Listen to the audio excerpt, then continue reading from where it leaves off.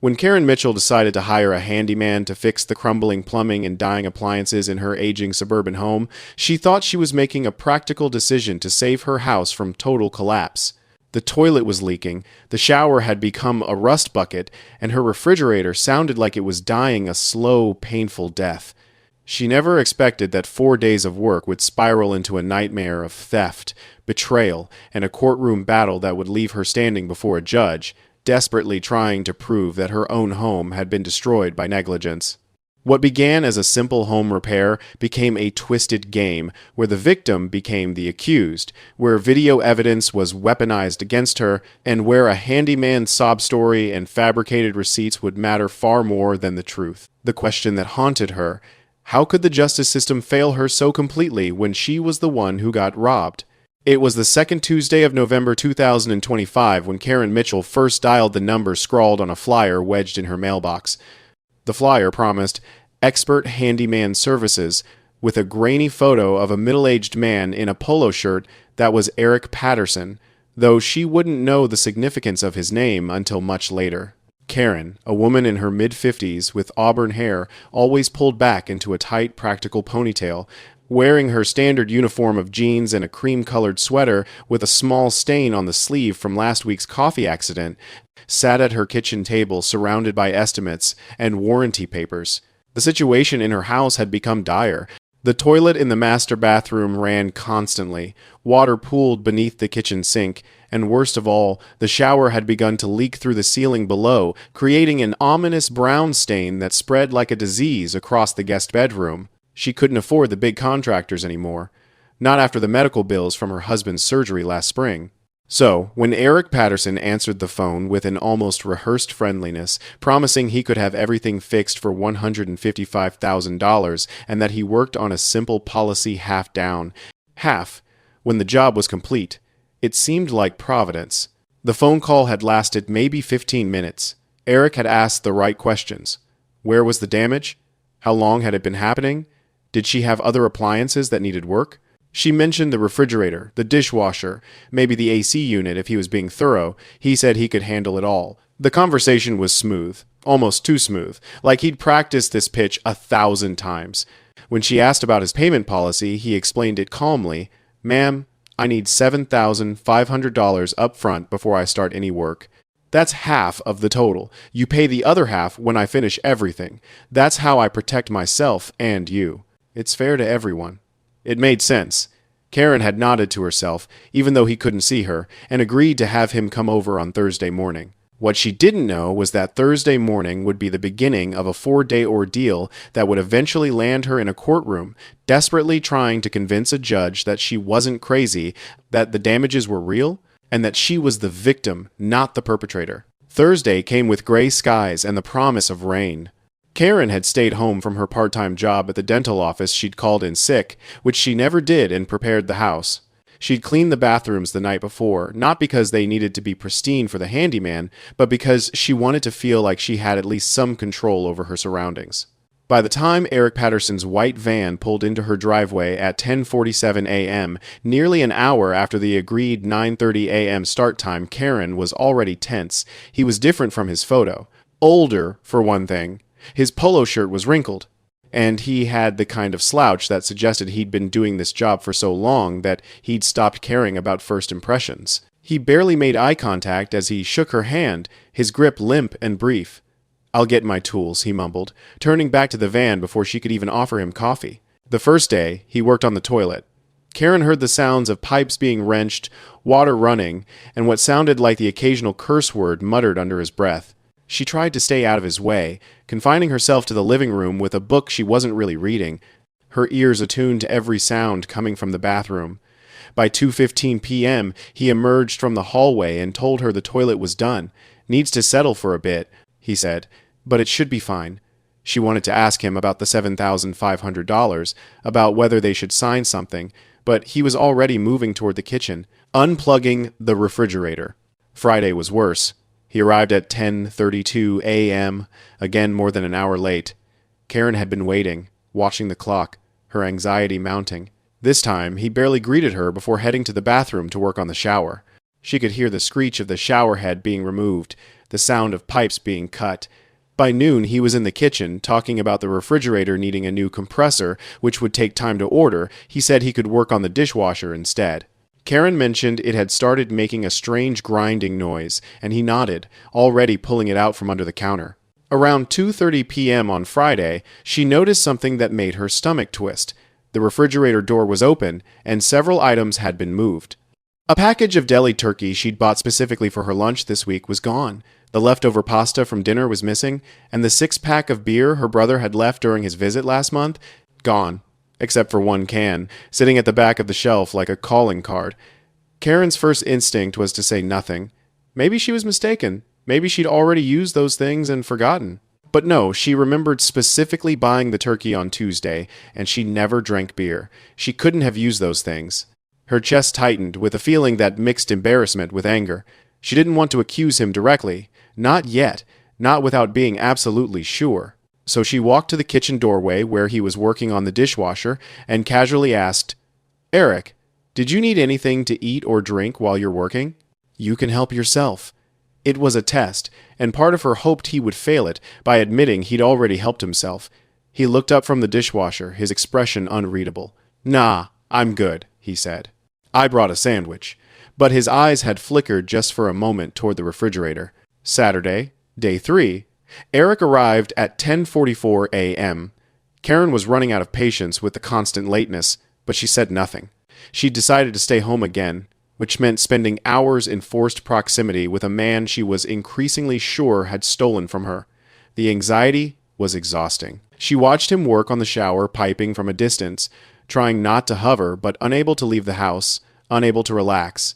He moved slowly, almost deliberately, and she found herself wondering if he was even competent at this job. In the afternoon, she found more things missing, another package of snack crackers, cream cheese, and when she checked the freezer, the ice cream she'd bought, the expensive kind, was half gone. This time, it wasn't just suspicion. It was certainty. Her face flushed with anger and humiliation.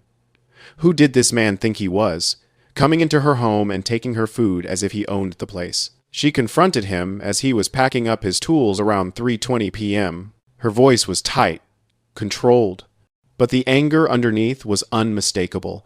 "Eric, I've noticed that food is missing from my refrigerator. My food. I bought that food for myself. Did you take it?" She was giving him a chance to tell the truth, though she wasn't sure why she was bothering. He didn't even pause in zipping up his tool bag. "I didn't take anything," he said flatly. "I told you I brought my own stuff." The lie was so casual, so brazen, that it almost took her breath away. He wasn't even trying to hide it. He wasn't even pretending to be embarrassed or apologetic. "That's not true," Karen said, her voice rising slightly. "I know exactly what was in that refrigerator, and things are gone. Beer, turkey, ice cream. I don't know anything about that," he interrupted, slinging his tool bag over his shoulder. "You want to blame me for stealing your food? That's your problem. I'm just here to do a job. A job, I might add, that I'm doing while you haven't paid me a single dollar of what you promised." The words hit her like a slap. The $7,500. In the chaos of discovering the theft and her growing anxiety about his work ethic, she had genuinely almost forgotten about the payment agreement. But hearing him say it now, throwing it at her like a weapon, made her realize something terrible. She was going to have to keep dealing with this man. He had 3 more days of work to go, or at least he was supposed to. After he left that Saturday, Karen sat at her kitchen table and did something she immediately regretted. She opened her laptop and looked at his number, thinking about canceling everything. But then she thought about the leaking pipes, the water damage, the spreading mold she'd found that morning in the guest bedroom. She couldn't afford to stop now. She couldn't afford to hire someone else. She was trapped. Sunday came and went without Eric. He didn't call to say he wasn't coming. There was simply no white van in her driveway. Karen spent most of the day checking her phone, wondering if he was avoiding her after their confrontation about the food. Part of her was relieved. Part of her was terrified about what wasn't being fixed. Monday, the 4th and final day, Eric showed up at 11:03 a.m. Karen had prepared herself for battle. She was wearing her jeans again, the same cream sweater. Her ponytail pulled even tighter than usual, a physical manifestation of her tension. The moment he walked in, she could feel the antagonism radiating from him like heat off pavement. "We need to talk about the $7,500, she said before he could even set down his tools. "You said your policy was half up front, half when you're done. I haven't paid you anything. You haven't finished the work. So why should I pay you now?" Eric's face darkened. "Because I'm giving you special treatment," he said, his voice cold. "Most people would have walked off this job the moment they realized they weren't getting paid up front. I decided to work on your appliances anyway, at a discount rate, just $500 per unit, because I saw your home needed help. And this is the thanks I get? You accusing me of stealing and refusing to pay? You're the one who's been stealing from my refrigerator," Karen shot back. "Why should I pay you for anything when you've been taking my food without permission? I took 1 bottle of water on Friday because it was hot and I was working on your AC," he said. "That's it. 1 bottle. And I'll pay you back for it if it bothers you so much." But she knew. She absolutely knew it was more than 1 bottle. The beer, the food, the ice cream, all of it. And now he was gaslighting her, making her feel like she was crazy for remembering what had actually disappeared from her own refrigerator. The rest of Monday was tense and terrible. Eric worked on various pipes and appliances, but his work seemed rushed now, sloppy. He left at 3:45 p.m. without saying goodbye, without explaining what was and wasn't finished. Karen walked through her house afterward, trying to assess what he'd actually accomplished versus what still needed to be done. The shower still dripped. The pipes under the kitchen sink didn't seem fully repaired. And as she turned on the AC unit, she heard a grinding noise that definitely hadn't been there before. By evening, she'd realized something worse. The water damage was spreading. The brown stain in the guest bedroom had gotten darker. When she pressed her hand against the drywall, it felt soft, spongy. The distinct smell of mold, earthy, slightly sour, hung in the air. She called Eric that night, but he didn't answer. She sent him a text. "We need to talk about the work you didn't finish and the damage in my guest bedroom. Please call me." He never responded. It took Karen 2 weeks to understand the magnitude of what had happened to her house. She'd called a local contractor recommended by her neighbor, a woman named Patricia who worked in real estate and had seen her share of home disasters. The contractor, a man in his 60s named Richard, had walked through the house with Karen trailing behind him, taking notes on his clipboard, occasionally stopping to examine something more closely or press his hand against walls with a knowing frown. "The shower work was done wrong," he'd said, pointing to the bathroom. "See how this pipe is angled? It's supposed to slope down at a degree, not up. Water's going to pool here and eventually come through the wall." Which, looking at the guest bedroom, I'd say has already started happening. He'd paused at the guest bedroom doorway, examining the soft drywall and the spreading mold. "Yeah, this is going to need more than just cosmetic repair. You've got structural issues now. The framing underneath is probably compromised. This is going to be expensive." The estimate Richard gave her made her feel physically ill. $47,000 to properly finish what Eric had started and to repair the damage his negligent work had caused. When Karen asked him directly, "Did the handyman I hired damage this?" Richard had been unambiguous. His work contributed significantly to this problem. Yes. The improper installation is what allowed the water to escape where it shouldn't have. That's when Karen made the decision that would eventually lead her to a courtroom. She would pursue Eric Patterson for damages. She would sue him in civil court for the full amount of the repairs, plus whatever other costs she'd incurred. She couldn't afford to pay out of pocket for his incompetence. She just couldn't. But first, she needed documentation. She needed photographs of the damage. She needed Richard's written estimate. She needed proof that Eric had been hired, that he'd worked for 4 days, and that the damage was his fault. She spent the last week of November gathering everything, organizing it in a folder on her laptop, making copies of receipts and contracts. She found the text messages she'd exchanged with Eric about the initial job, the photo she'd snapped of the moldy wall, Richard's detailed estimates. What she didn't have was video evidence. She didn't have Eric caught in the act of stealing from her refrigerator. She didn't have proof of the late arrivals and early departures. All she had was her word, her documentation of the damage, and the knowledge that she was in the right. The court date was set for the first week of December 2025, almost a month after Eric had walked out of her house.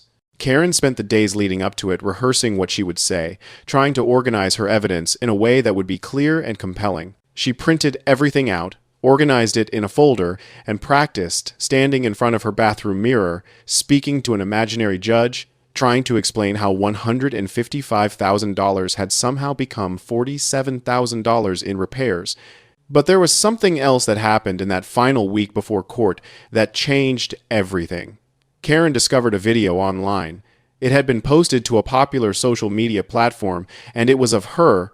In the video, she was clearly agitated, her face flushed, pointing at the refrigerator and listing off the things that were missing. Eric was filming her, and his voice was calm, almost soothing, like he was a therapist with an unhinged patient. "Miss Dixon," he said in the video, "you're being very unfair to me. I've come here to help you, and you're accusing me of stealing. That's not right. I'm just trying to make a living." In the video, she looked unhinged. Her voice was shrill.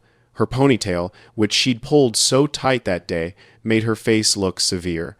The context was completely missing. Viewers couldn't see the empty food containers, couldn't understand her very legitimate rage. All they saw was a hysterical woman screaming at a calm, patient handyman. The comments were cruel. People she didn't know were calling her a Karen because apparently that was a thing now. Apparently her name had become synonymous with being unreasonable. Some commenters were defending Eric, talking about how he was just trying to do his job and how terrible it must be to work for someone so demanding and unstable. Karen felt something inside her crack when she saw that video. She reported it to the platform, but it remained up.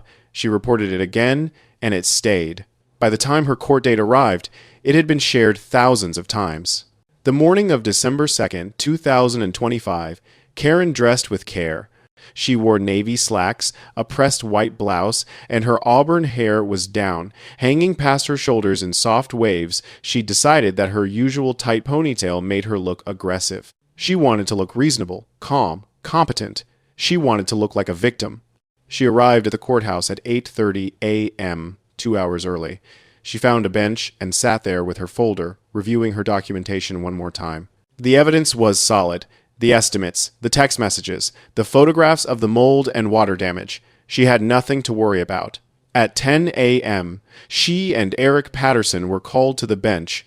Judge Michael Porter was a tall man with gray hair and an air of weariness that suggested he'd heard 1,000 cases like this one.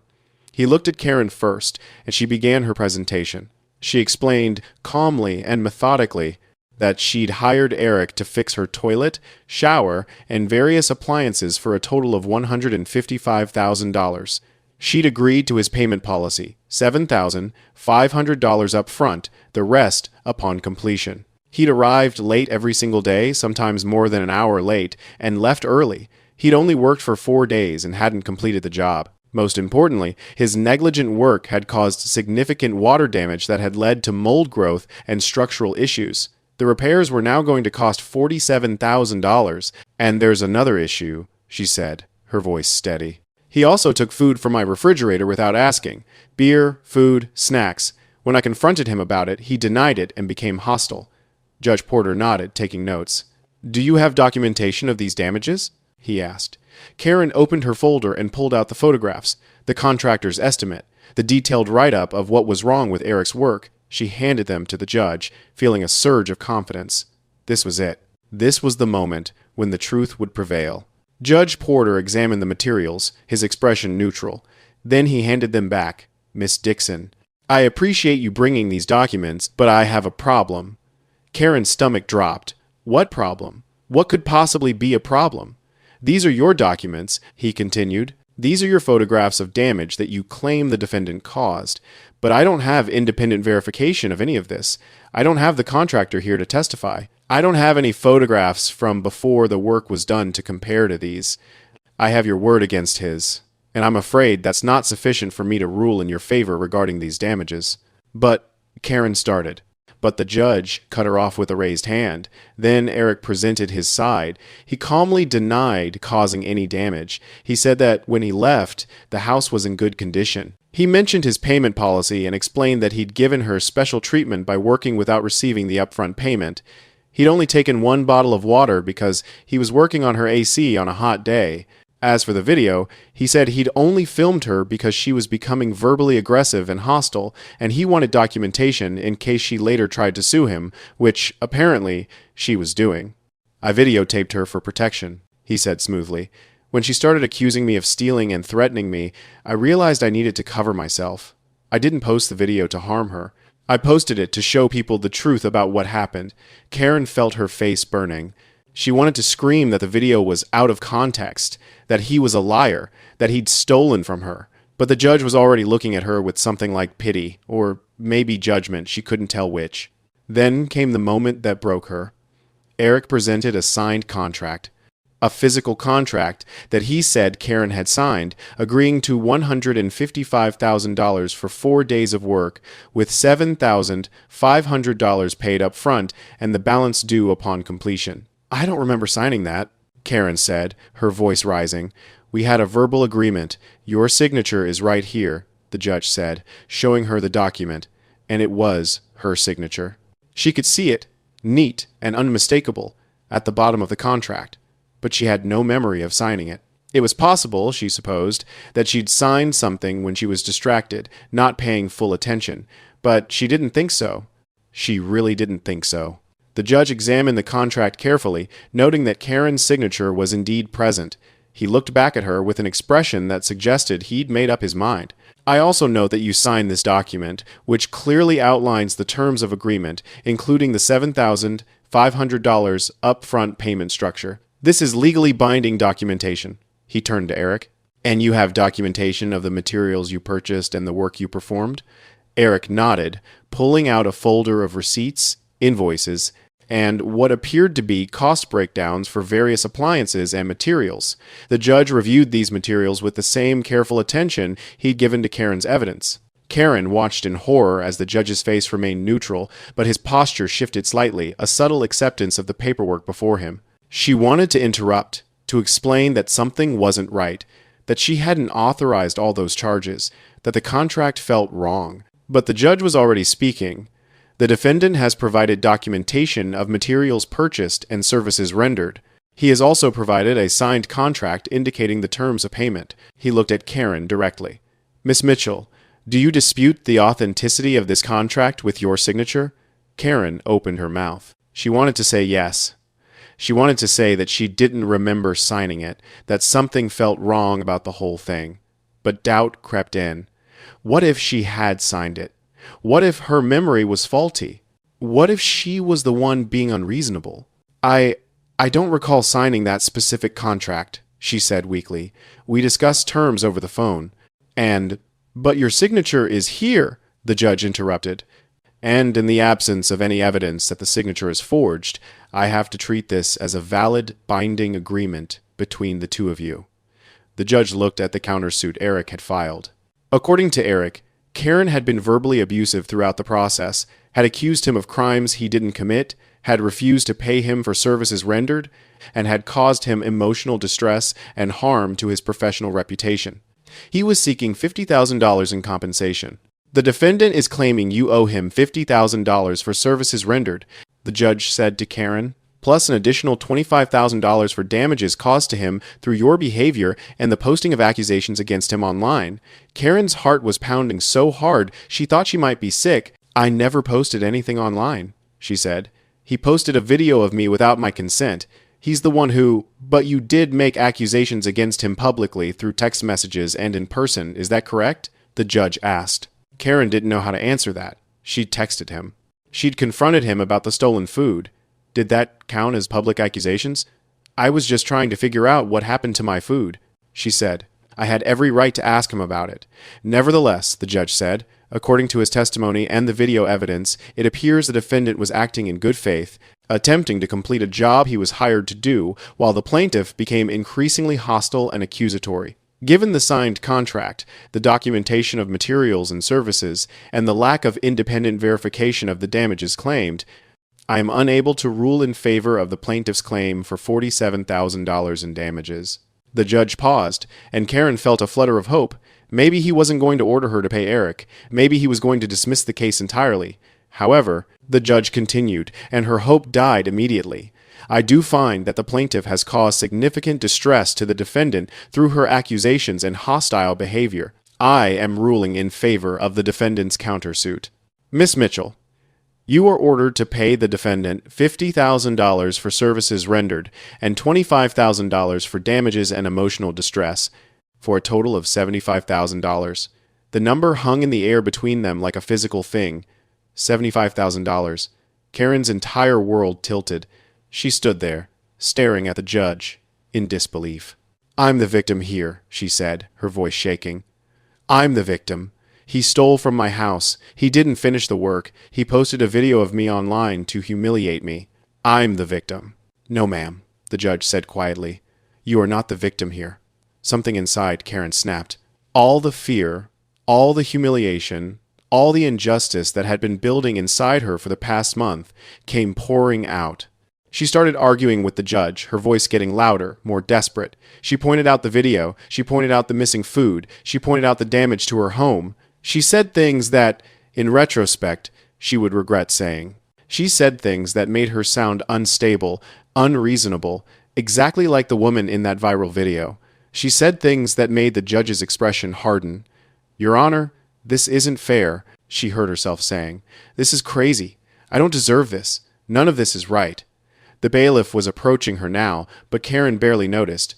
"No, Miss Dixon, you are here, by held in contempt of court," the judge said, his voice cold. "You are under arrest. Get her out of my courtroom. Nobody does this to me." "I didn't do anything," Karen protested as the bailiff took her arm. "I'll take it to appeal. I'll fight this. This is wrong." But the judge was already looking past her, already moving on to the next case. As Karen was led out of the courtroom, she caught a glimpse of Eric's face. He looked calm, satisfied, completely unfazed. He was already speaking to his attorney, probably already thinking about how to spend the $75,000 he'd just won from a woman he'd stolen from and sabotaged. The parking lot was cold and empty when Karen finally walked out of the courthouse hours later, after being processed for contempt, after being warned about her behavior, after having every ounce of dignity stripped away from her. She sat in her car for what might have been minutes or hours, she wasn't sure. Her hands were shaking too badly to turn the key in the ignition. She kept replaying the trial in her head, looking for the moment where everything had gone wrong. There were so many moments. Her failure to bring the contractor to testify. Her failure to bring the before photographs. Her failure to keep her composure and her voice steady when the injustice became too much to bear. But mostly, she kept thinking about that contract. She did not remember signing that contract. She was almost certain she had never signed it, which meant either her memory was failing her or Eric had forged it. And if he'd forged it, then everything he'd said was a lie. But the judge had seen what he wanted to see. He'd seen a woman without evidence, a woman with only her word and her photographs and her anger. He'd seen a woman who couldn't keep her cool in court, who raised her voice and spoke out of turn. He'd seen a woman named Karen, and apparently that was all the judge needed to make his decision.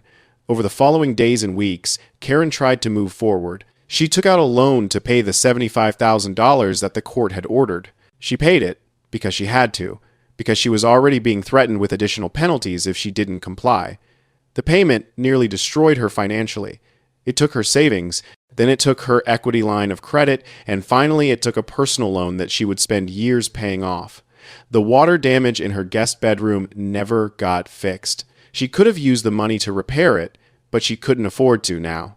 The soft drywall remained soft. The mold continued to grow. She closed the door to the guest bedroom and tried not to think about it.